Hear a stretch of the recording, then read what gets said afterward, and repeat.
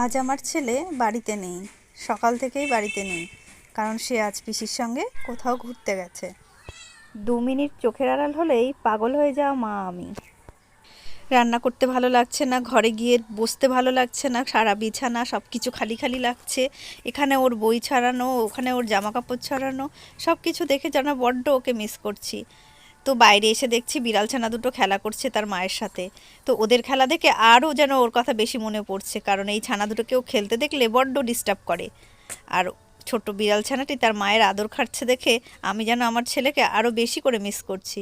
দুপুরে খেতে বসে কিছুতেই ভালো লাগছিল না, কারণ আমি আর ছেলে যখনই খেতে বসি একসঙ্গে দুজনে বসে খেতে বসি, আর আমরা দুজনে মিলে সিআইডি দেখতে দেখতে খাই। তো আজকে সিআইডি দেখতেও ভালো লাগেনি, কিছুই ভালো লাগছে না, ফোনটাও দেখতে ভালো লাগছে না। তো কিছুক্ষণ পর উঠে বাইরে চলে এলাম, দেখলাম ও আসছে কিনা। গেটের সামনে এসে দেখছি না, রাস্তাটা ফাঁকা। এমন করে আমি 3বার এসেছি, 3বার ঘরে গেছি। তারপর অবশেষে সে আসছে। ওই যে দেখো, সে মাকে ভীষণই মিস করছিল। সে এসে বলল, মা আমি কিন্তু তোমাকে মিস করেছি, বারবার আসতে চেয়েছি।